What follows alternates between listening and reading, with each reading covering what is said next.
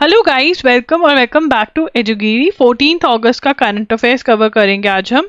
चलिए, CBI takes over probe into Kolkata doctors murder. जो कोलकाता में डॉक्टर का मर्डर हुआ है उसका प्रोब, उसकी इन्वेस्टिगेशन जो है वो कौन करेंगे? कोलकाता जो मर्डर हुआ है फीमेल डॉक्टर का, सीबीआई करेगी। तो ये कैलकाटा हाईकोर्ट ने दिया है, तो ये हमें याद रखना है। Calcutta high court transferred the investigation into the rape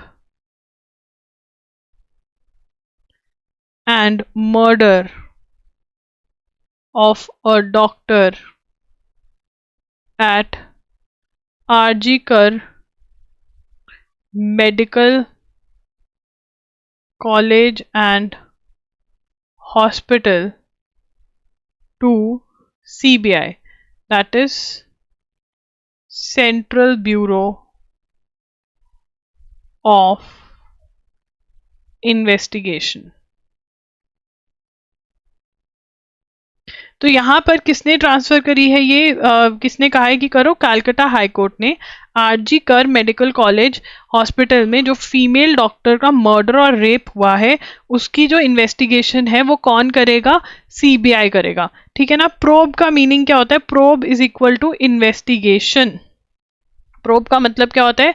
probe is equal to investigation. Probe is equal to investigation. Investigation. ठीक है जी। चलिए आगे चलेंगे। The place where the crime had been committed assumes extraordinary importance. तो अब यार एक गवर्नमेंट हॉस्पिटल में रेप हो रहा है, एक बंदी के वर्क प्लेस में रेप हो रहा है। ठीक है, तो ऑब्वियसली ये कुछ अलग बात है। पब्लिक प्लेस में रेप होना वो गलत है, बट यार वर्क प्लेस में काम करने जा रहे हो, वहां पे भी सेफ नहीं हो तो क्या ही होगा। Postmortem report reveals multiple injuries. The postmortem report revealed that the murdered doctor had bruises on different parts of her body. चोट लगी हुई थी उनके different part of the body पर। The report pointed to signs of sexual penetration and referred to throttling and smothering as the cause of death. Throttling, गला घोट दिया ताकि सांस ना आए, तो ये cause of death बताया जा रहा है। The civil registration system, the union government centralized portal to register births and deaths। तो यहाँ पर रजिस्ट्रेशन ऑफ लिखेंगे, registration of birth and death, of birth and death. ठीक है ना, registration of birth and death. तो यहां पर civil registration system, that is CRS, क्या है? Union government centralized portal, that is website, to register births and deaths, has been facing glitches for past 4 months। ठीक है ना, ग्लिचेस मतलब problem आ रही है। अब हमें यहाँ से क्या पता चल रहा है? हमारा क्वेश्चन ये आएगा कि ग्लिचेस आ रहे हैं उसमें, नहीं। हमारा क्वेश्चन ये बनेगा कि यूनियन गवर्नमेंट का वो वेबसाइट कौन सा है जहाँ पे बर्थ एंड डेथ रजिस्टर होता है, उसका नाम क्या है? उसका नाम है CRS, that is civil registration system. ठीक है ना। The malfunction this has led to delays in issuing birth and death registration certificates. तो बर्थ एंड डेथ रजिस्ट्रेशन के लिए ये वेबसाइट है। तो ये किसके अंदर किया गया? ये मैंडेटरी, और ये registration of births and deaths amendment act 2023 क्या कहते हैं? All reported births and deaths in India from 1st October 2023 should be registered through CRS orgi.gov.in। ठीक है ना, तो यहाँ पर ये होगा रजिस्टर। तो हमारे लिए क्या क्या पॉइंट्स इंपॉर्टेंट है, सबसे पहले कौन सी वेबसाइट पे रजिस्टर हो रहे हैं, क्या सिस्टम का नाम क्या है, CRS सिस्टम का नाम है, और वेबसाइट पोर्टल जो है वो ये है, कौन से लॉ के अंदर ये किया गया है, registration of birth and deaths amendment act 2023 के अंदर, कि बर्थ एंड डेथ की रजिस्ट्रेशन फ्रॉम 1 अक्टूबर कहाँ पर होगी, CSR.org.gov.in, वेबसाइट का नाम भी वो पूछ सकते हैं। ठीक है, आप launches Satyamev Jayate drive as Sisodia set to begin Padyatra. A day after former Delhi Deputy Chief Minister Shishodia is to commence पदयात्रा। ठीक है ना, तो यहाँ पर पदयात्रा कौन निकाल रहा है, पदयात्रा जो जुडिशरी के लिए प्रिपेयर कर रहे हैं, मेंस के अंदर ऐसी यात्राओं का क्वेश्चन आ जाता है, मेंस जुडिशरी, और बाकी जितने भी एग्जाम्स हैं उसमें MCQ में पूछा जा सकता है कि ये किसने करी यात्रा स्टार्ट। ठीक है ना, Manish Sisodia former deputy CM of Delhi. ठीक है ना, कहाँ पे करेंगे, in Delhi only, he will in Delhi. ठीक है ना, करेंगे। और क्या बोल रहे हैं, social media drive launched, social media drive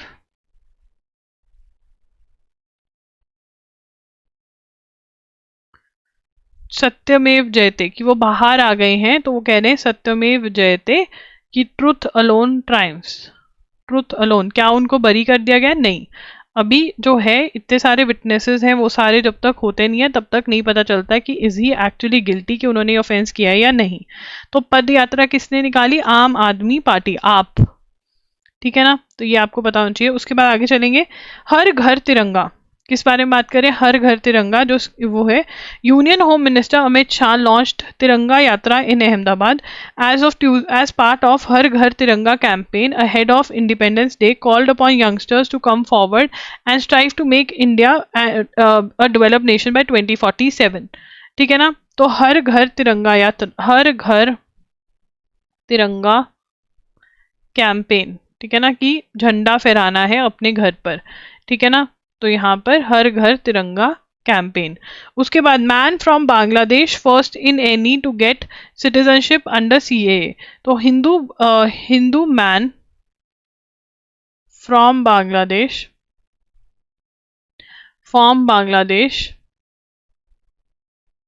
living in Assam's Silchar since 1988 became the first person in Northeast India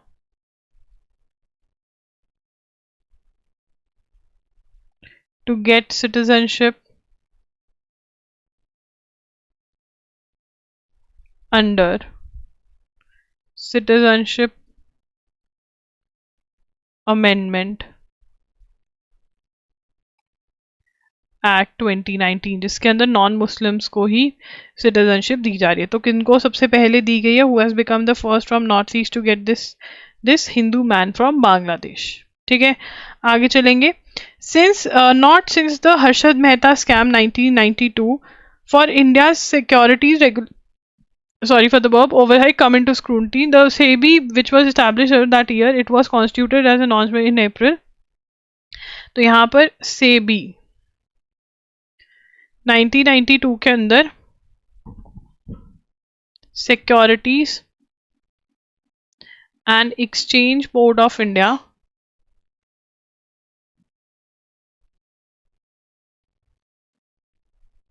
क्या क्या इस्टेब्लिश्ड एज स्टैट्यूटरी बॉडी, मतलब किसी एक्ट के अंदर बोला गया। ठीक है ना, अप्रैल 1988 constituted a non-statutory body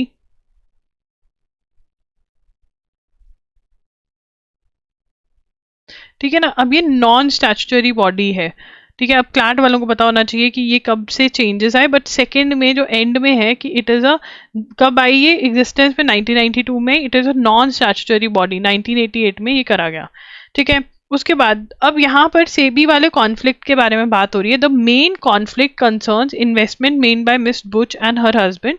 miss Buch is the chairman of SEBI, और उनके जो हस्बैंड ने मालदीव, मॉरिशियस और जो टैक्स हेवंस है बरमुंडा और मॉरिशियस में इन्वेस्टमेंट्स कर रखी हैं, जहाँ पे अदानी के भाई ने भी इन्वेस्टमेंट्स करी हुई हैं और उनसे ही रिलेटेड वो सारा है। और हिंडनबर्ग ने कहा है कि इनका भी उसके अंदर चीजें हैं।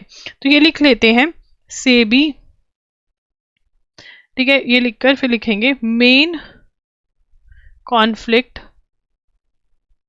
Concerns investments made by miss Buch and her husband Dhaval Buch in obscure offshore funds based in two tax havens, Bermuda and Mauritius, where Adani's brother also made investments. तो एक तो ये है कि भाई इन्होंने वहां पर इन्वेस्टमेंट करी हुई जहां अदानी के भाई ने भी इन्वेस्टमेंट करी हुई, तो गड़बड़ लग रहा है। आई बुट्स कंसल्टेंसी फर्म, सेकेंड कॉन्फ्लिक्ट लिख ही लो सारा, conflict arises over Butt's consultancy firm in Singapore and India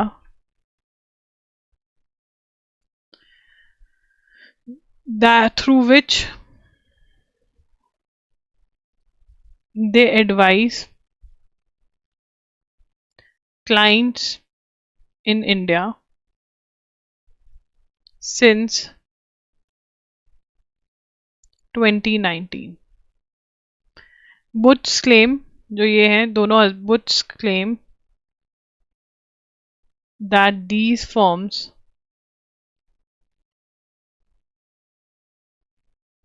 went dormant immediately, मतलब not functioning immediately after acceptance of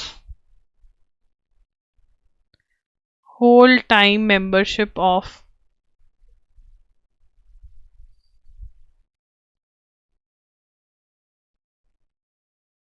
SEBI.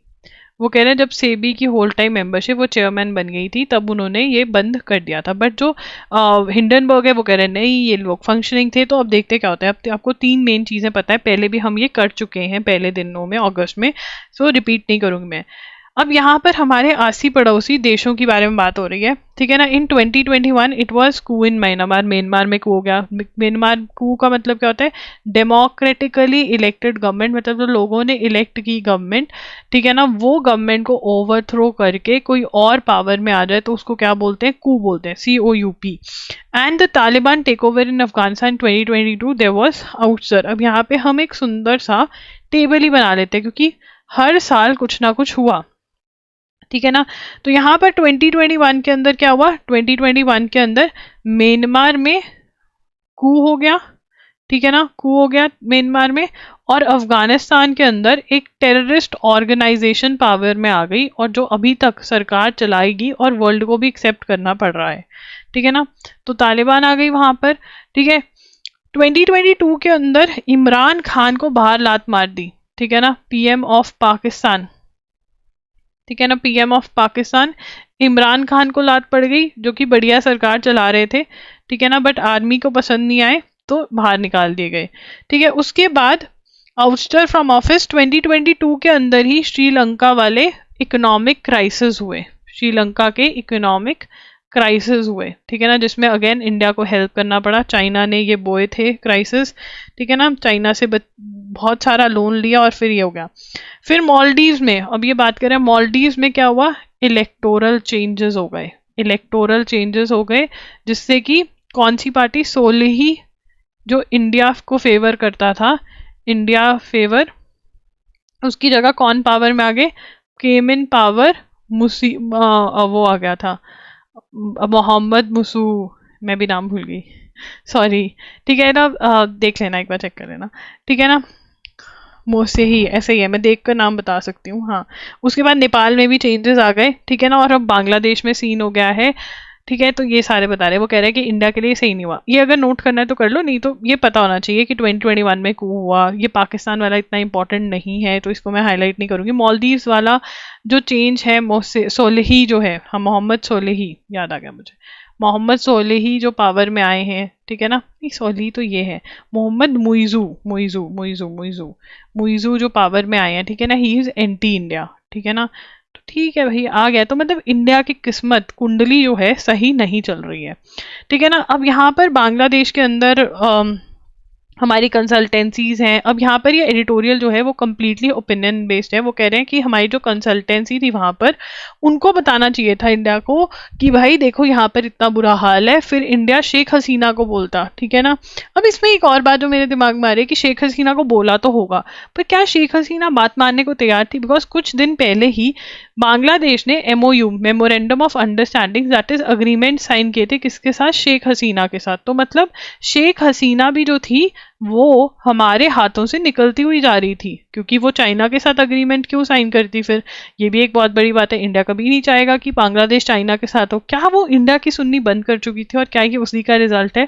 तो ये सब ओपिनियन है, ये सब स्पेकुलेशन है, हमें नहीं पता क्या हुआ actually. The nation secured 1 silver and 5 bronze medals, down from 7 eight Tokyo Olympics, ठीक है ना। तो अब इस बार हमारा ओलंपिक्स में इतना अच्छा सही नहीं रहा, ठीक है ना। हमें कितने मेडल मिले, 1 सिल्वर आया और 5 ब्रॉन्ज मेडल हमें मिले, ठीक है ना। तो हमने पेरिस ओलंपिक में कितने मेडल जीते, पेरिस ओलंपिक हमने 1 सिल्वर मेडल, 1 सिल्वर और 5 ब्रॉन्ज, ठीक है ना। और जबकि हमने पेरिस में टोक्यो में 1 गोल्ड, 2 सिल्वर, ठीक है।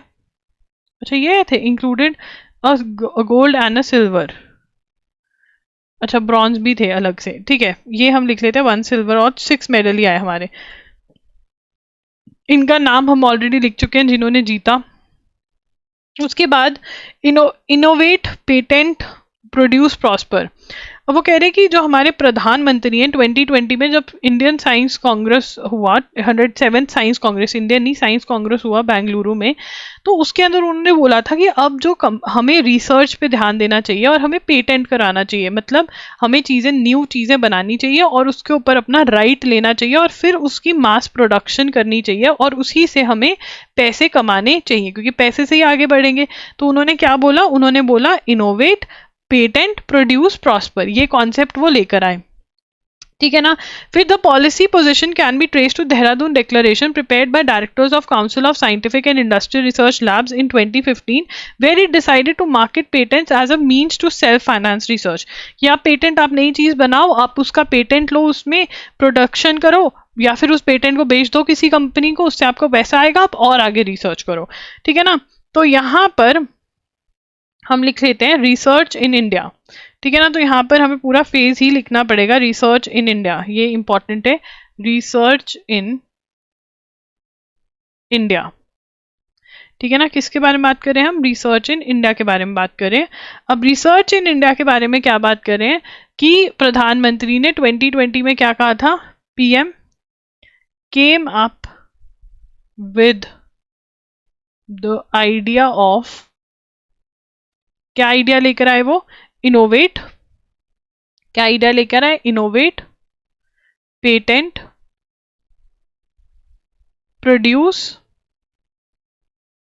प्रॉस्पर, ये आइडिया लेकर आए, ठीक है ना। उसके बाद सेकंड में क्या हुआ, Dehradun declaration.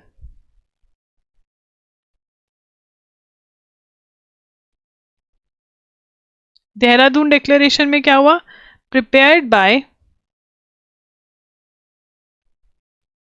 directors of Council of Scientific and Industrial Research Labs in 2015, जहां पर क्या डिसाइड किया, decided to market patents as means to self finance research। अब इसको एक बार दोबारा से देखते हैं और इसके टर्म्स समझते हैं। तो बेसिकली यहाँ पे क्या क्या है, इनोवेट, कुछ नया बनाओ, पेटेंट, उस चीज़ पे कॉपीराइट ले लो, कोई प्रोसेस या कुछ भी आप बनाते हो उस पर पेटेंट ले सकते हैं, जैसे कि वैक्सीन बनी, पेटेंट ले सकते हैं, तो कोई और नहीं वो बना सकता कुछ सालों तक, तो आप उसमें से प्रोड्यूस करोगे और प्रॉस्पर्स पर करोगे, क्योंकि आप उसको मैन्युफैक्चरिंग करके बहुत ज़्यादा बेच सकते हो और फिर पैसे कमा सकते हो। देहरादून डिक्लेरेशन में भी यही कहा गया, council of scientific industrial research labs ने रिसर्च करी कि अगर हमें सेल्फ फाइनेंस करनी है रिसर्च, मतलब सरकार से रिसर्च के लिए पैसे नहीं लेने हैं, तो हमें पेटेंट बनाने पड़ेंगे और उसके उनको बेच करके पैसा कमाना पड़ेगा, सेल्फ फाइनेंस रिसर्च हो पाएगी, ठीक है ना। और अभी आ गया है, क्या आ गया है, अनुसंधान national research foundation, that is ANRF, किसके अंदर इस्टेब्लिश हुई है, इस्टेब्लिश्ड अंडर ANRF एक्ट 2023। क्या है ये, new mechanism is designed to fund research in the country and to improve linkages between research and development, academia and industry। क्या आया है, अब क्या आया है, ये ANRF एक्ट आया 2023, जिसके अंदर अनुसंधान नेशनल रिसर्च फाउंडेशन बनी है, जिससे कि फंड होगा रिसर्च इन द कंट्री, ठीक है ना। अब क्या है, देखो अब हम बाहर का सुनते हैं कि भाई बहुत रिसर्च होती है, वहां पर क्या है, इंडस्ट्री जो है जो मैन्युफैक्चर करते हैं, कोई चीज़ बनाते हैं, वो एजुकेशनल इंस्टीट्यूशंस के पास जाएंगे कि हमको ना ऐसा कोई प्रोडक्ट बना दो, ठीक है। अब वो एजुकेशन इंस्टीट्यूशंस जो है वो रिसर्च पे लग जाएंगे, जिसमें क्या इन्वॉल्व हो गए, इसको क्या कहते हैं, अकेडमिया, ठीक है ना। तो ये लोग क्या करेंगे, ये रिसर्च में इन्वॉल्व हो जाएंगे, रिसर्च में लग जाएंगे कोई चीज़ बनाने। अब अगर वो रिसर्च में सक्सेसफुल होते हैं, मे बी ये इंडस्ट्री कुछ पैसे भी दे इनको, और अगर रिसर्च में सक्सेसफुल होके वो चीज़ बना देते हैं तो ये इनको भी वो चीज़ बेच सकते हैं, पैसे ले सकते हैं। तो ऐसे जो है रिसर्च चलता है बाहर, और वही इंडिया में कॉन्सेप्ट लेकर आ रहे हैं। इसके अंदर गवर्नमेंट भी पैसे दे रही है, बहुत फंडिंग कर रही है गवर्नमेंट भी, but this is what is happening, ठीक है। अब आगे चलेंगे। The Supreme Court has ruled that Lieutenant Governor of NCT, that is National Capital Territory of Delhi, can nominate 10 aldermen to the Municipal Corporation of Delhi on his own without the aid and advice of Council of Ministers। ये हम already पढ़ चुके हैं, this is done. अब यहाँ पर ये बता रहे हैं कि दिल्ली गवर्नमेंट जो है वो कैसे क्या हुआ दिल्ली गवर्नमेंट को। अब देखिए, जो दिल्ली है वो कैपिटल सिटी ऑफ इंडिया है, ठीक है ना, तो स्पेशल है, कैपिटल सिटी ऑफ इंडिया, हमारे देश की कैपिटल है दिल्ली, बहुत बड़ी बात है। अब ये क्या है, इसके अंदर स्टेट के फीचर्स भी हैं, स्टेट के फीचर्स में अभी लिखना मत, और यूनियन टेरिटरी के फीचर्स भी हैं। मतलब क्या कि यूनियन टेरिटरी, स्टेट, क्या, देखो जो स्टेट होती है उसके अंदर सीएम होता है, चीफ मिनिस्टर होता है, और यूनियन टेरिटरी जो होती है it is under the control of governor, और जो गवर्नर है कौन अपॉइंट करता है, सेंट्रल गवर्नमेंट। तो हम कहते हैं कि union territory are under the direct control of government, जैसे चंडीगढ़ है, जैसे लक्षद्वीप है, अंडमान एंड निकोबार आइलैंड्स हैं, they are under direct control of central government, जो यूनियन टेरिटरी को गवर्नर के थ्रू चलाते हैं, राइट। वेयर स्टेट्स के अंदर चीफ मिनिस्टर होते हैं, कैबिनेट मिनिस्टर होते हैं। अब Delhi is a mix of both, ठीक है ना। वैसे तो ये यूटी है बट इसमें स्टेट के फीचर्स भी है क्योंकि इसके अंदर इलेक्टेड गवर्नमेंट भी है, सीएम भी है। यहाँ पर इलेक्टेड गवर्नमेंट नहीं होती है, यहाँ पर गवर्नर होते हैं जो चीजें देख रहे होते हैं, ठीक है। यूटी के कभी भी मिनिस्टर्स नहीं होंगे, ठीक है, वेयर स्टेट के मिनिस्टर्स भी होते हैं, राइट। तो ये डिफरेंस है स्टेट और यूनियन टेरिटरी के बीच में। तो अब आगे पढ़ेंगे, आपको समझ में आएगा। अब at the time of commencement of constitution in 1950 Delhi was a part C state. तो अब यहाँ पे दिल्ली की बैकग्राउंड अगर हम लिख रहे हैं तो लिख ही लेते हैं, ठीक है ना। 1950 में ये क्या था, पार्ट सी स्टेट थी, पार्ट सी स्टेट था, बस इतना याद कर लो, पार्ट सी स्टेट थी। During reorganisation 1956, during reorganisation of states, during reorganisation of states, it was made a UT, was made a UT, made a UT, governed by administrator, governed by administrator, administrator इसको govern कर रहे थे, ठीक है ना। Administrator उसको govern कर रहे थे। उसके बाद आगे MCD, that is municipal corporation. MCD कब इस्टेब्लिश हुई, 1958 में। तो लोकल गवर्नमेंट आ गई, वो देख रही थी, लिमिटेड लोकल गवर्नमेंट। और limited local government, limited local government कब आई, लिमिटेड लोकल गवर्नमेंट 1966 के अंदर, ठीक है। उसके बाद subsequently as per recommendation of Balakrishna committee, the constitution through 69th amendment provided for legislative assembly. Now this is very very important, अगर आप कुछ और नहीं लिख रहे हो तो प्लीज ये जरूर लिख लो, on recommendations, on recommendations of Balakrishnan committee 1989 Constitution through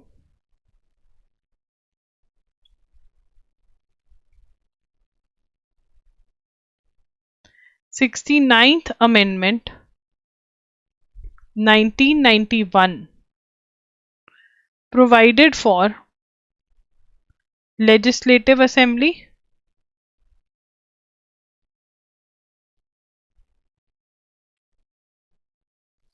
Legislative Assembly and किस लिए प्रोवाइड करा, council of ministers, and council of ministers for NCT of Delhi, national capital territory of Delhi, ठीक है ना।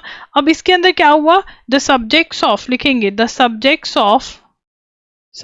Of public order, police and land, public order, police and land, police and land were excluded from Delhi government. और इनके ऊपर किसकी चलेगी, lieutenant governor की, union government का कंट्रोल होगा, किस पे, पब्लिक ऑर्डर, पुलिस और लैंड पे, ठीक है ना। तो एनसीटी ऑफ दिल्ली एक्ट 1991 में सारी डिटेल्स प्रोवाइड करी हुई है। तो ये है दिल्ली का पूरा वो। और अब ये हम क्यों पढ़ रहे हैं, क्योंकि दिल्ली गवर्नमेंट, जो दिल्ली की इलेक्टेड गवर्नमेंट है और जो सेंट्रल गवर्नमेंट है, मतलब यहाँ पर आप और बीजेपी आपस में पावर्स के लिए हमेशा लड़ती झगड़ती रहती हैं। उसके बाद does India have laws on the movement of ballast water. Ballast water क्या होता है, जो शिप होती है ना, वो अपना वेट कम ज्यादा करने के लिए पानी निकाल लेती है और कभी अपने अंदर डाल लेती है, और इस पानी के अंदर जो फिशेस होती हैं दूसरे पानी वाली आ जाती हैं जो हमारे यहाँ की फिशेस को खा जाती हैं, तो हमें इस पानी का ध्यान रखना होता है। तो पढ़ते हैं इसके बारे में। The Tamil Nadu Resources Department has informed the National Green Tribunal that they sought rupees 160 crore from Kamarajar Port in Ennore, Tamil Nadu to facilitate the removing of invasive mussels in the coast. ठीक है ना।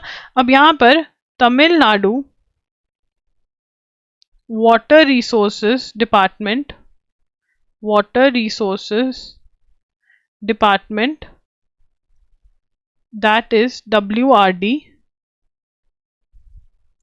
has told NGT, NGT क्या है, national green tribunal, और ये किस लिए बनाई जाती है, this is only and only for environmental cases, environment के केसेस नेशनल ग्रीन ट्रिब्यूनल सुनता है। और उन्होंने क्या कहा है, asked for rupees 160 crore from from Kamarajar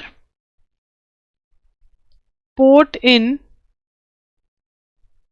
Ennore, Tamil Nadu to facilitate removing invasive mussels on coast near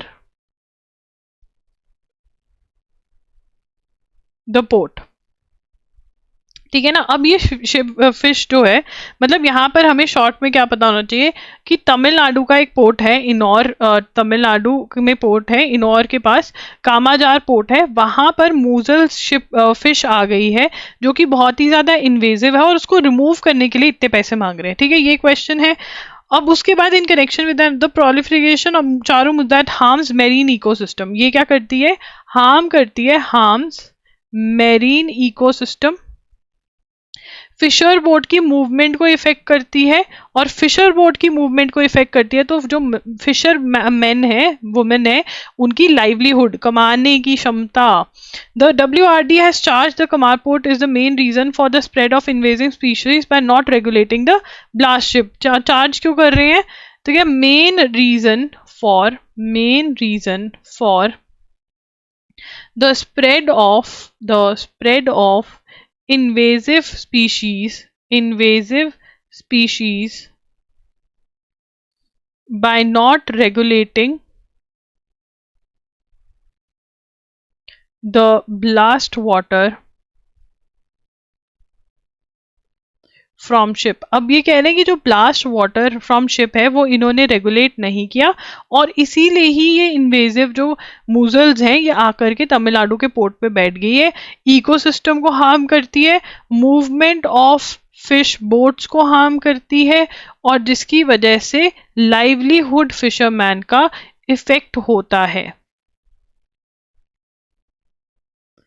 ठीक है, अब आगे चलेंगे। अब ब्लास्ट वाटर होता क्या है, ships need to have a certain level of immersion into the sea to be stable. When a ship discharges cargo it rises up in water and therefore to keep minimum level of immersion ship staff take in water called ballast see. तो अब क्या है, ship के ऊपर सामान पड़ा है तो शिप नीचे रहेगी, सामान निकाल दिया तो शिप ऊपर हो जाएगी, बट थोड़ा इमर्शन चाहिए होता है तो उसमें पानी डाल देते हैं, शिप को पानी से भर देते हैं। अब ये पानी अंदर डाला जाता है and when the ship loads cargo leading to more immersion the blast water is pumped out. तो पानी अंदर बाहर जाता रहता है और इसी पानी में कैरी करती हैं इन्वेजिव स्पीशीज जो दूसरी कंट्री से आती हैं। In India scientist have recorded nearly 30 invasive species coming from ship blast water. Among the most harmful in recent times is Matela rigata. Professor head of Department of Aquatics says that this is the most dangerous. तो अब यहाँ पे मूजल जो है, ठीक है, this mussel has replaced almost all other species. He says its survival rate and egg production is very high. The Blast Water Management Convention. अब इसी के ऊपर convention भी है जिसका नाम क्या है, Blast Water Management Convention on International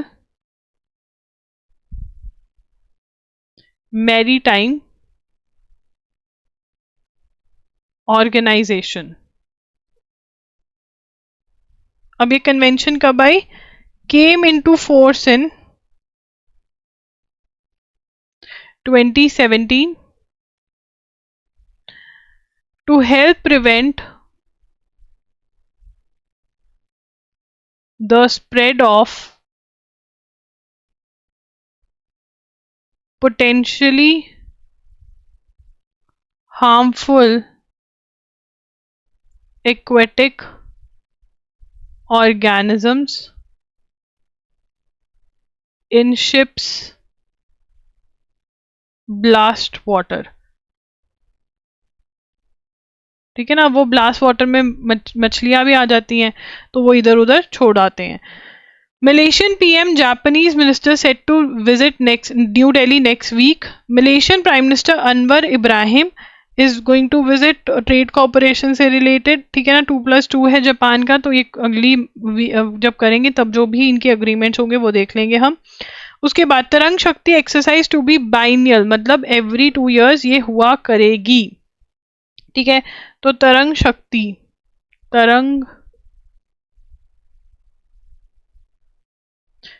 शक्ति एक्सरसाइज टू बी बाइनियल। ठीक है, लार्जेस्ट, ये क्या है, largest multilateral air exercise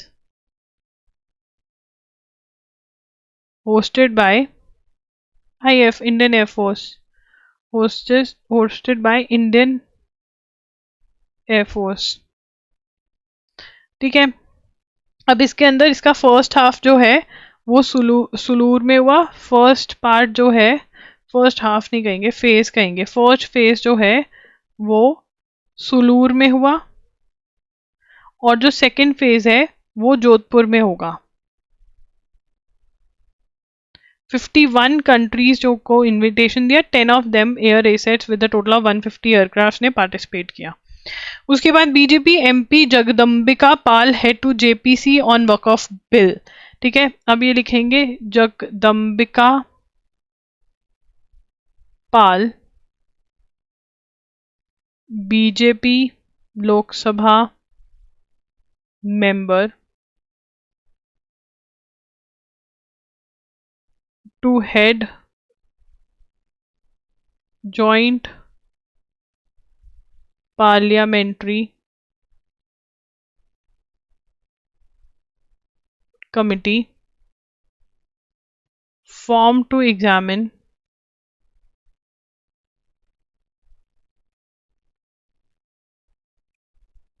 Waqf Amendment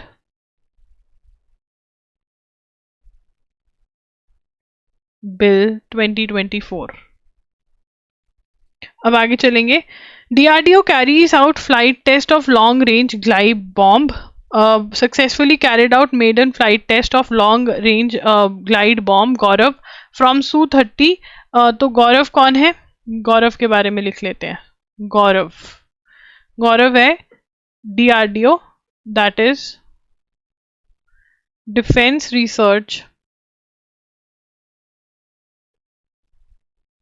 and Development Organization, DRDO, successfully carried out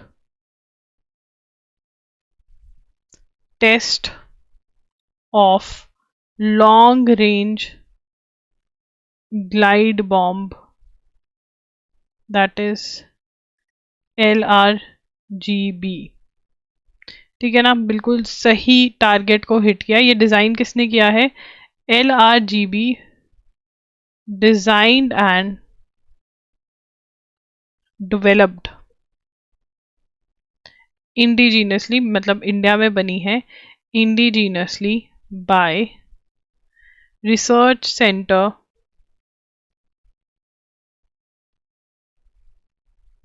इमारत हैदराबाद। ठीक है जी, आगे चलेंगे। Plea against exclusion of provision of unnatural sex. अब अननेचुरल सेक्स मतलब अगर कोई किसी बंदे का रेप हो जाए, मैन का रेप हो जाए, तो फिर अब जो नया लॉ आया है भारतीय न्याय संहिता, उसके अंदर सेक्शन ही नहीं है। तो Bharatiya Nyaya Sanhita replaced IPC, that is Indian Penal Code।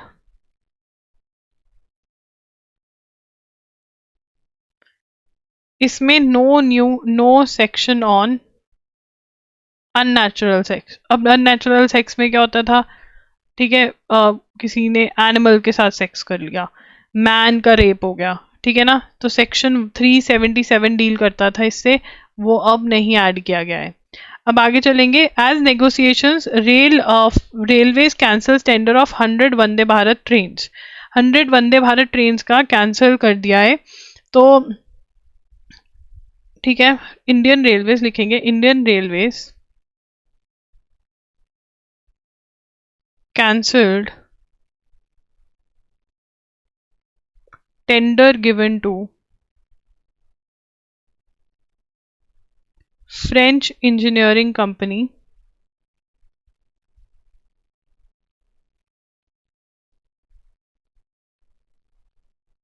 Alstom to manufacture 100 aluminium Vande Bharat trains. अब यहाँ पर अब देखो यहाँ पर अभी हमारे यहाँ पर आयरन की ट्रेन्स बनती हैं जो कि बहुत हैवी हैं, जिनको चलाने में बहुत हमारा फ्यूल लग जाता है। We have iron body trains, ठीक है ना, बट हमें एल्यूमिनियम की चाहिए, ये कैंसिल कर दिया हमने। एग और sperm donor has no legal right on child. अब ये पढ़ते हैं। The Bombay High Court on Tuesday held that merely donating eggs or sperm does not give legal entitlement to the donor to claim that he or she is the biological parent of the child। ठीक है ना, अगर कोई man अपना sperm या women अपना egg दे रही है बच्चा पैदा करने के लिए, ठीक है ना, तो वो उसका बायोलॉजिकल पेरेंट नहीं माना जाएगा। ये सेरोगेसी की बात कर रहे हैं हम। Pronouncing the verdict that was observed on August 2, a single judge bench so-and-so had dismissed argument of a woman petitioner's sister who had volunteered to donate her oocyte to her sister and brother-in-law। एक बहन ने अपनी बहन को कहा कि हाँ मैं अपना एग तुम्हें देती हूँ, who was not able to conceive naturally, तो वो एग दे करके बच्चे हो गए। अब वो जिसने एग दिए हैं वो कह रही है कि मैं इनकी माँ हूँ, तो कोर्ट कहता नहीं तुम इनकी माँ नहीं हो। तो यहाँ पर क्या लिखेंगे, एग और स्पर्म डोनर, एग और sperm donor has no legal right on child. ये किसने बोला, बॉम्बे हाई कोर्ट ने बोला, ठीक है ना। अब इसके बाद आगे पढ़ लेते हैं। The bench was hearing a plea filed by a woman who challenged a trial court order that refused to give her visitation rights and access to twin daughters born through surrogacy। अब इस women को visitation rights नहीं दिए जा रहे थे। Appearing for the petitioner, advocate so and so argued that since the two girls are of growing age, the petitioner needs to be given visitation rights। When the petitioner failed to conceive naturally, the couple consulted a gynecologist who advised them to go for altruistic surrogacy। अब यहाँ पर क्या है, petitioner कौन है, जिसने case file किया, और petitioner कौन है, मदर है। शी इज द मदर, जिसने कि अपनी सिस्टर से, मदर कौन मान रहा है कोर्ट यहाँ पे, जिन्होंने एग लिया और अपने वूम के अंदर बच्चा पैदा किया, ठीक है ना।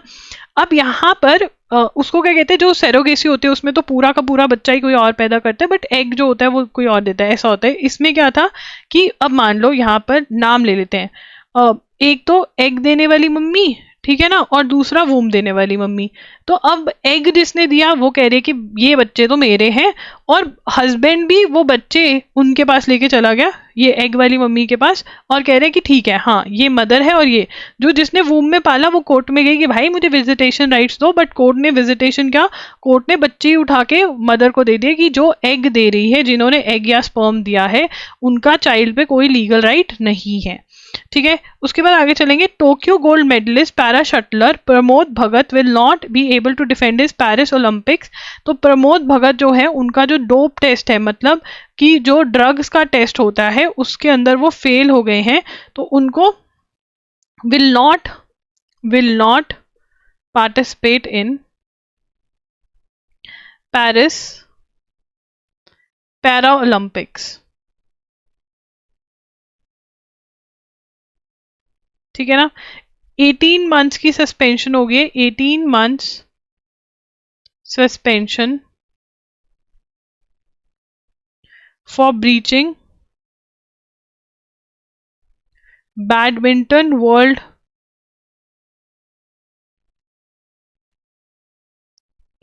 फेडरेशन एंटी डोपिंग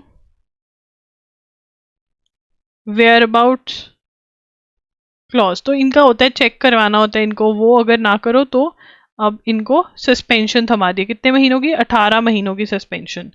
अब आगे चलेंगे। क्यूबा में जो उनकी टीम थी बहुत अच्छा जीत कर लेकर आई, 5 time Olympic gold medallist Mijain Lopez जो थे वो भी उसमें है। तो यहाँ पर ये याद कर लीजिए, मीजियन लोपेस क्यूबा के हैं और 5 time Olympic gold medal winner है।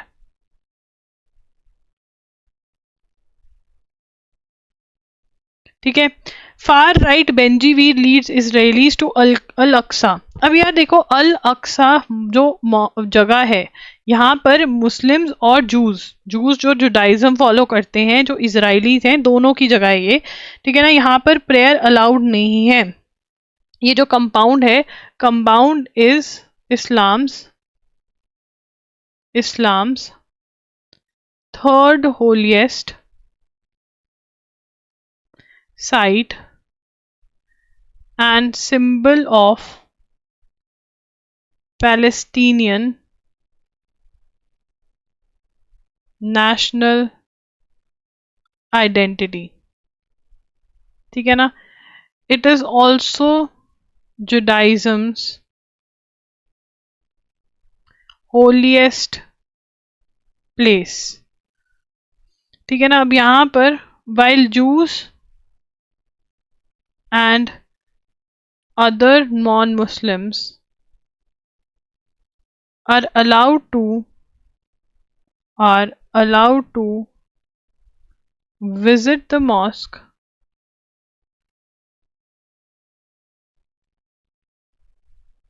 compound in Israeli annexed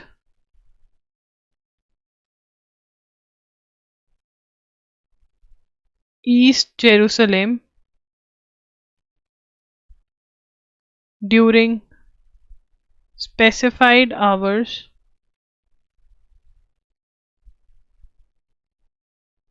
they are not permitted to pray or display religious symbols। मतलब वहां पर जा सकते हैं बट प्रे नहीं कर सकते। अब ये बेंजीवीर जो है ये पहुंच जाते हैं प्रेयर करने भी वहां पे। ठीक है ना, तो अब इन्होंने तो प्रेयर करी। Far right national security minister ईतामार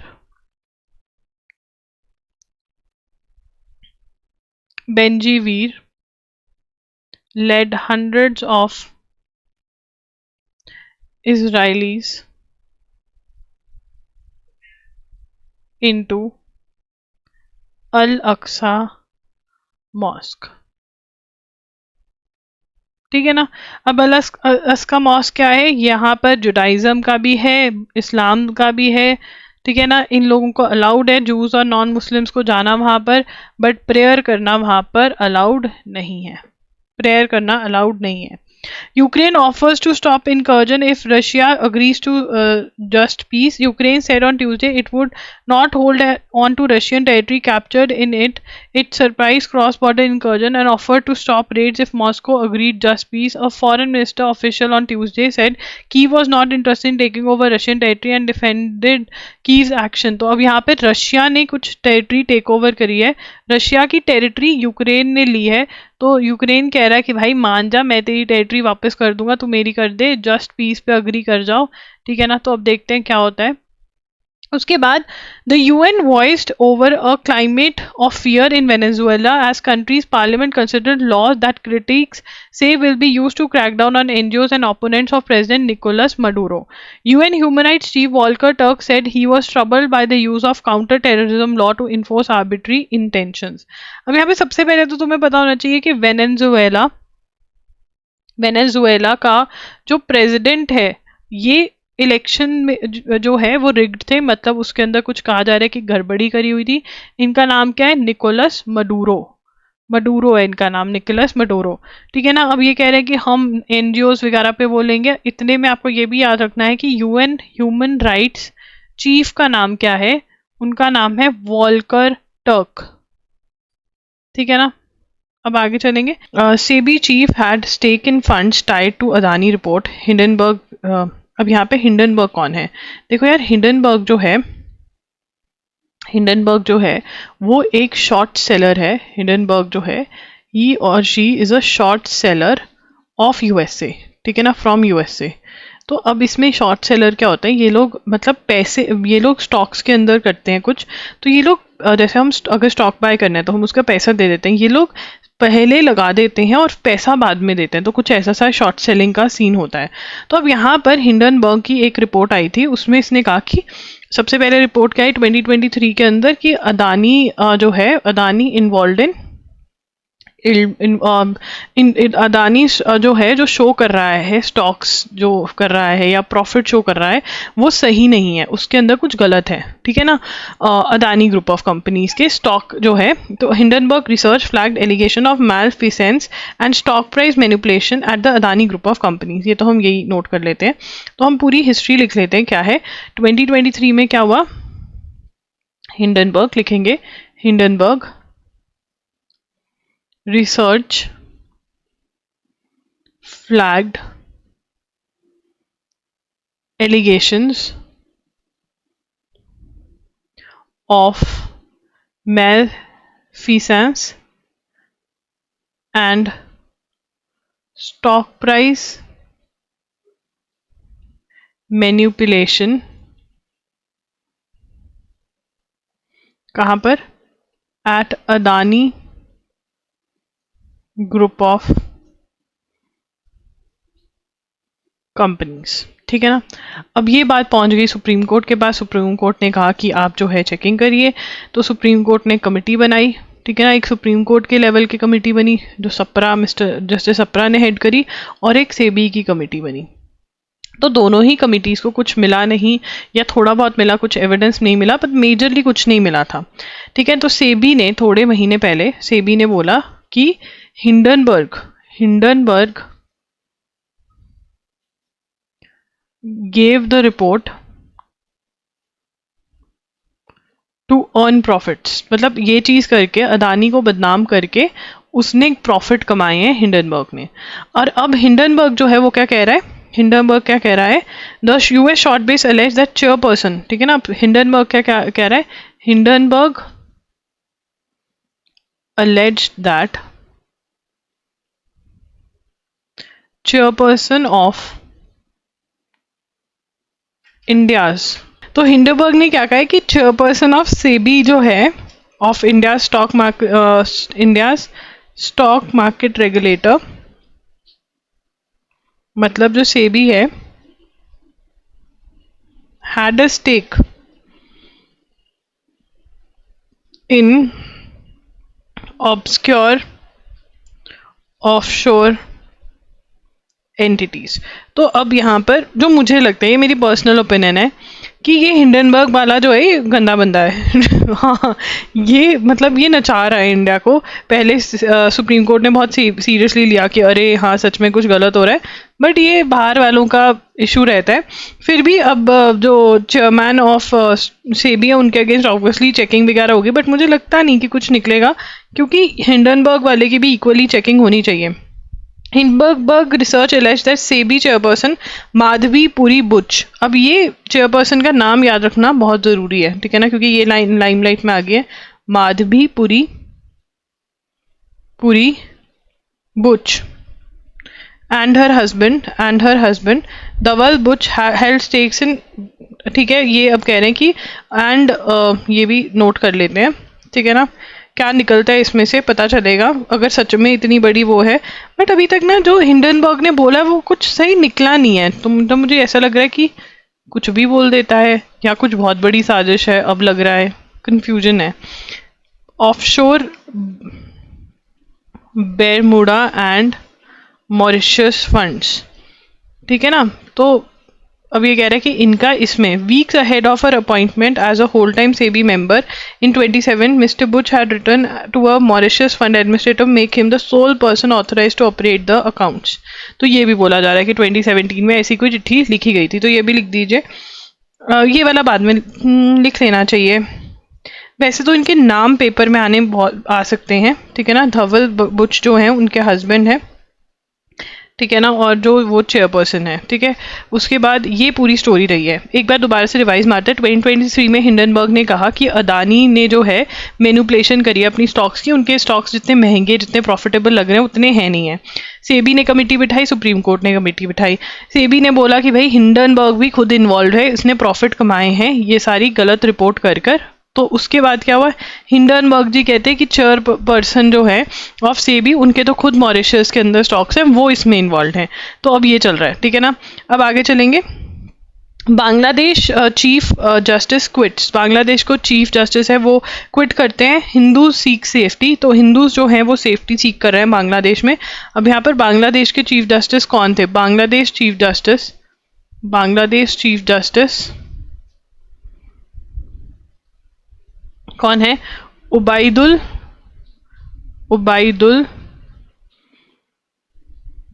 हसन रिजाइंड। क्यों रिजाइन करा? सबसे पहले तो प्रोटेस्ट चल रही थी, protest by students who demanded resignation, ठीक है ना, जिन्होंने रेजिग्नेशन डिमांड किया। उन्होंने कहा ये अवामी लीग जो है, मतलब शेख हसीना की पार्टी को बैक करते थे, उन्होंने इनको अपॉइंट किया। तो इसलिए अब बांग्लादेश के चीफ जस्टिस हैं, उन्होंने भी रिजाइन कर दिया। बांग्लादेश के चीफ जस्टिस का क्या नाम है? उबाइदुल हसन, ठीक है। आगे चलेंगे। अब यहाँ पे ढाका यूनिवर्सिटी चांसलर ने भी रिजाइन कर दिया है। ढाका यूनिवर्सिटी चांसलर का भी लिख लेते हैं यहाँ पर, ढाका यूनिवर्सिटी चांसलर रिजाइंड। तो ढाका यूनिवर्सिटी चांसलर कौन है? ASM मकसूद कमल। तो इन्होंने भी रिजाइन कर लिया। मतलब वहां पर आप देख रहे हो कितनी बड़ी चेंज आ रही है स्टूडेंट प्रोटेस्ट के बाद। क्या ये इंडिया के लिए अच्छी है? आज एक बहुत ही अच्छा एडिटोरियल है, आर्टिकल है, नॉट एडिटोरियल, जिसमें बताया गया है कि जब ये पार्टी जो अब पावर में आएगी, BNP, जब ये पावर में थी तो इंडिया के लिए कितना प्रॉब्लम था बांग्लादेश, और क्या हम वही चीज़ देखने वाले हैं। और यहाँ पे कहा जा रहा है कि पाकिस्तान और चाइना ने मिलकर ये दिन दिखाया है बांग्लादेश के अंदर, और USA भी कहीं ना कहीं इसमें इन्वॉल्व है। और ये प्रॉब्लम किसके लिए क्रिएट करना चाहते हैं? इंडिया के लिए। हमारे बॉर्डर्स फ्रॉम बांग्लादेश, जिससे अभी हम इतने ज़्यादा प्रॉब्लमैटिक नहीं थे। अभी हमें कहाँ कहाँ के बॉर्डर से प्रॉब्लम है? चाइना के बॉर्डर से प्रॉब्लम है, पाकिस्तान के बॉर्डर में से हमें प्रॉब्लम है, बांग्लादेश से अब होने लग जाएगी, और म्यांमार से ऑलरेडी है। हमें 4 कंट्रीज़ के बॉर्डर से जहाँ पे हमें लगती है वो प्रॉब्लम है। तो इससे क्या प्रॉब्लम आती है? इकोनॉमिक। हमें एक तो पैसा ज़्यादा अपनी आर्मी में डालना पड़ेगा, हमें डिफेंस वेपन्स में इन्वेस्ट करना पड़ेगा। दूसरा, हम इकोनॉमिकली जो है हमें पिछाड़ने के लिए भी ये किया जा रहा है। तो यहाँ पर USA, पाकिस्तान, चाइना वो नहीं चाहते कि इंडिया आगे जाए। तो यहाँ पे पाकिस्तान, चाइना और USA की मिली भगत है जो बांग्लादेश के बॉर्डर को भी अनसेफ बना रहे हैं, क्योंकि BNP अगर पावर में आती है तो यही होगा। तो हम आगे वाले उसमें पढ़ेंगे, ये आपको पता होना चाहिए। उसके बाद मोहम्मद यूनुस जो हैं उनको चीफ एडवाइज़र बना दिया है, ठीक है ना। माइनॉरिटीज़ जो हैं उनके अगेंस्ट बहुत ज़्यादा क्राइम हो रहे हैं। माइनॉरिटीज़ मतलब जो बहुत कम है वहाँ पे पॉपुलेशन में, हिंदू, क्रिश्चियन, बुद्धिस्ट फैमिलीज़ के अगेंस्ट। उसके बाद मोदी विजिट्स वायनाड। मोदी जो है उन्होंने वायनाड विजिट किया। क्यों विजिट किया? क्योंकि वहाँ पर लैंडस्लाइड्स हुए हैं। क्या हुए हैं वहाँ पर? लैंडस्लाइड्स हुए हैं, बहुत ज़्यादा मेजर डेथ हुई है, ठीक है। तो वहाँ पर विजिट किया है, ठीक है। इसमें नोट करने वाला कुछ नहीं है। A day after a joint parliamentary committee was form to examine the Waqf amendment bill. तो वक्फ अमेंडमेंट बिल के बारे में मोस्ट प्रॉबेबली हमने बहुत बार डिस्कस कर लिया है वक्फ अमेंडमेंट बिल के बारे में, और उसके लिए आपको कोई दिक्कत नहीं होनी चाहिए। तो अब वो जॉइंट पार्लियामेंट्री कमेटी को दे दिया गया है, ठीक है ना। Unlike the previous JPCs, no terms of reference have been announced so far. No terms of reference मतलब कि आपको किस चीज़ पे डिसीजन देना है ये नहीं बताया। Experts have questioned the nature of the committee and demanded clarity on its functioning. ठीक है। Minister of Parliamentary Affairs and Minority Affairs had moved a motion in both houses to form a panel comprising of 21 members from Lok Sabha and 10 from Rajya Sabha. However, it is not clear whether the panel will consider only the content of the bill or also look at issues such as encroachments on वक़फ़ properties and management of property. अब यहाँ पर हम लिखेंगे joint parliament Joint Parliamentary Committee, that is JPC, formed to examine Waqf Amendment Bill 2024। तो वक़फ़ amendment bill 2024 जो है उसको amend करने के लिए कि जेपीसी बिठा दी गई है। तो जेपीसी देखेगी क्या करना है क्या नहीं करना।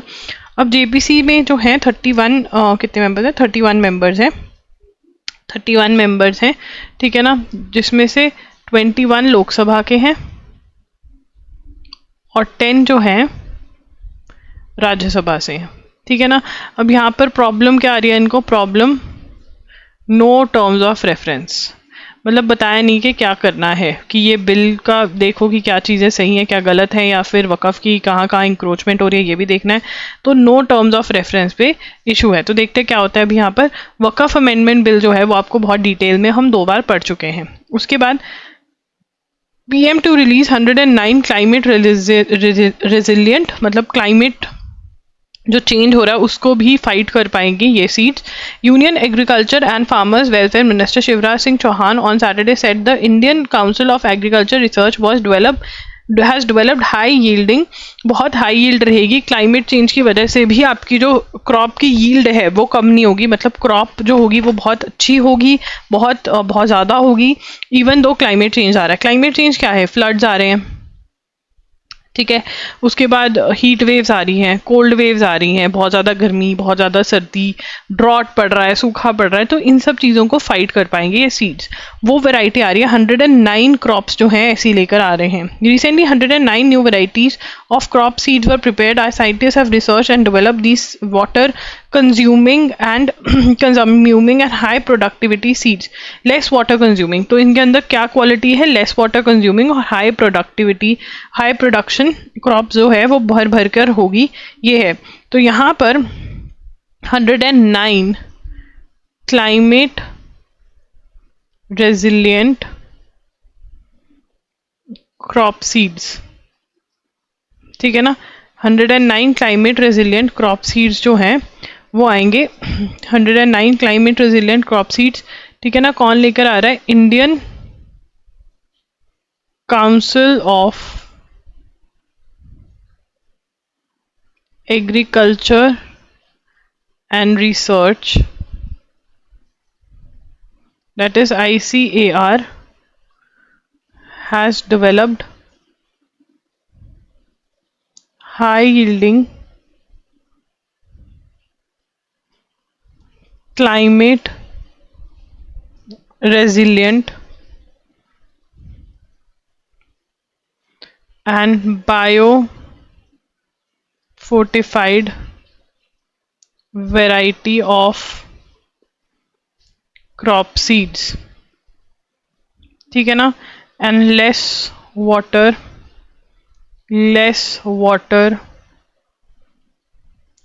कंज्यूमिंग, कम पानी कंज्यूम करने वाली क्रॉप्स। तो यहाँ पर क्या है, Indian council of agriculture research ये लेकर आई है। प्रधानमंत्री जो हैं इसको रिलीज करेंगे, पीएम रिलीज करेंगे इनको, ठीक है ना। तो ये है। अब हमें क्या याद रखना है, कितनी क्रॉप्स हैं ऐसी, 109, कितने सीड्स हैं ऐसे, ठीक है ना, क्रॉप सीड्स हैं। कौन लेकर आई है, Indian council of agriculture and research, ठीक है ना। और इसके अंदर बायो फोर्टिफाइड है, ठीक है ना, लेस वाटर कंज्यूम करती हैं, हाई यील्डिंग है, ठीक है, क्लाइमेट रेजिलिएंट है, ये बहुत इंपॉर्टेंट टर्म है, क्लाइमेट रेजिलिएंट है।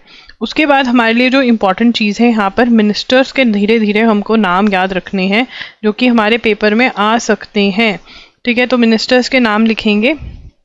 तो यहाँ पे हमें बताया हुआ है कि union agriculture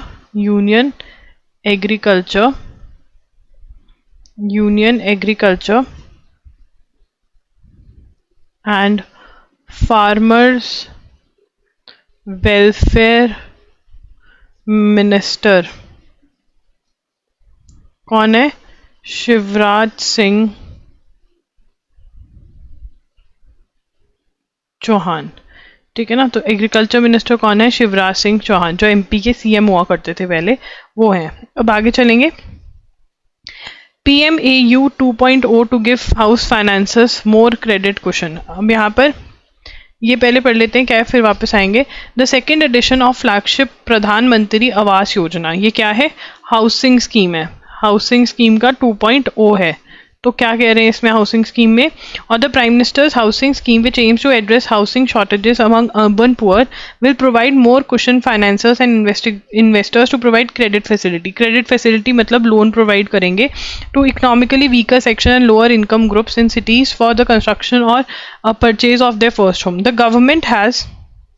The government has increased the corpus of credit risk guarantee fund trust under the scheme from 1,000 crore to 3,000 crore to provide guarantee on affordable housing loans from banks, housing finance companies or primary lending institutes. Further, the management of the fund will be transferred to National Credit Guarantee Company from National Housing Bank. ये बहुत important है। The fund is being restructured and modified and guidelines will be soon out. A senior housing and urban affairs ministry said the trust is an instrument to provide financiers and investors from possible losses in finance and credit transaction. तो यहाँ पर ये fund बनाया है, एक इसको corpus बनाया है, उसमें पैसे डाले हैं, तो ये वो ट्रस्ट है। As on date, 118.64 lakh houses have been sanctioned. The PMA was approved by Union Cabinet. Under this scheme, financial assistance will be provided to 1 crore urban poor and middle class families to construct, purchase or rent a house at affordable cost through the state and union territories for the next 5 years. तो यहाँ पे हमें PM 2.0 PMAY के बारे में बताया गया है। तो यहाँ पर पहले हम ये नोट कर लेते हैं, PMAY U 2.0। PMAY 2.0 क्या है? PMAY 2.0 जो है ये क्या है? Approved by union cabinet, approved by union cabinet, ठीक है ना। फाइनेंशियल असिस्टेंस, एक मिनट, ये नहीं लिखेंगे अप्रूव्ड बाय यूनियन कैबिनेट, तो यहाँ पे लिखेंगे, ठीक है ना, लिख देंगे approved by union cabinet scheme to provide financial assistance to 1 crore urban poor and middle class families to construct, purchase or rent a house at affordable costs for next 5 years।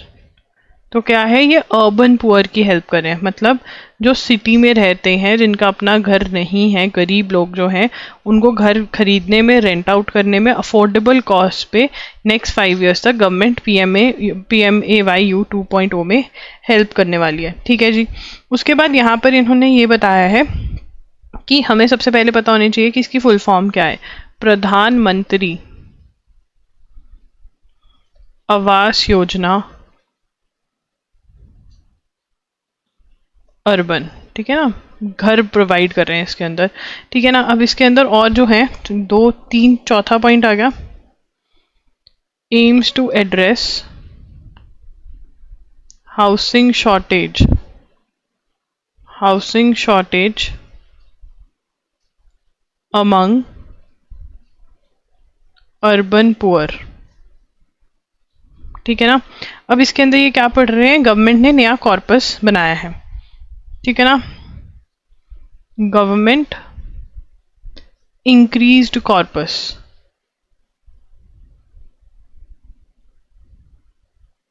Government ने जो है corpus increase कर दिया है, ठीक है ना। अब जो कॉर्पस इंक्रीज हुआ है उसकी क्या स्टोरी है, corpus has increase the corpus of the credit risk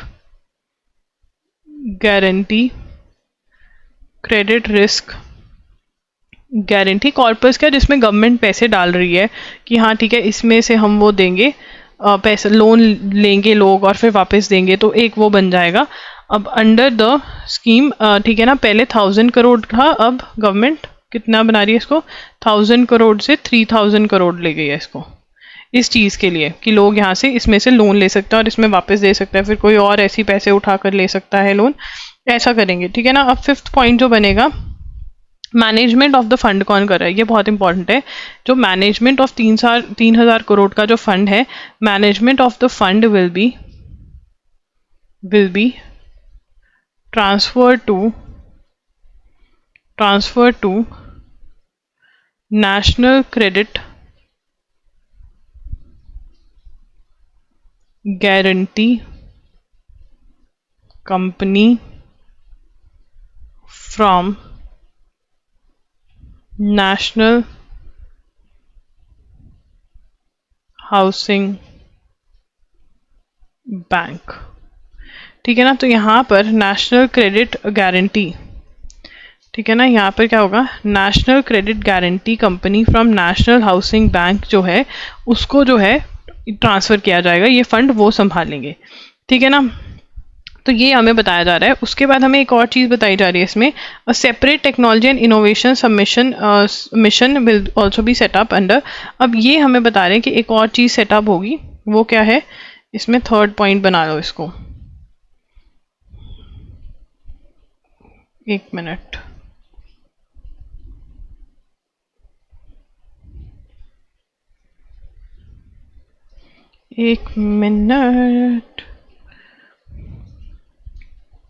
अब यहाँ पे लिखेंगे ये वाला पॉइंट, क्या कर रहे हैं इसके अंदर, a separate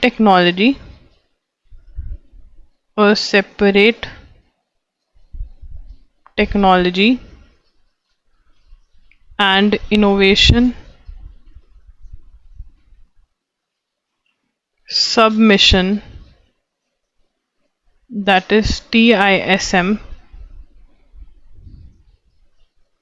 will be set up under PMAYU 2.0। इसके अंदर सेटअप होगा, क्या होगा, एक separate technology and innovation submission. अब ये क्या है, ठीक है, to guide and facilitate state and UTs other state holders adoption of modern innovative green technologies for building material for faster and quality construction of houses. तो इसमें क्या कर रहे हैं, this is again important, guide and facilitate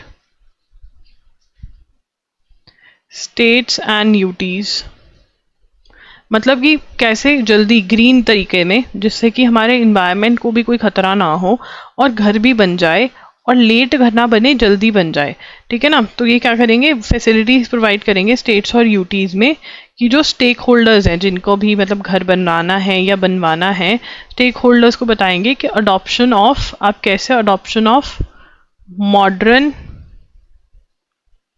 innovative and green technologies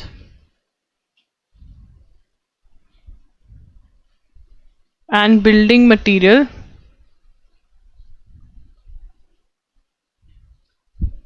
for faster and quality construction, ठीक है ना।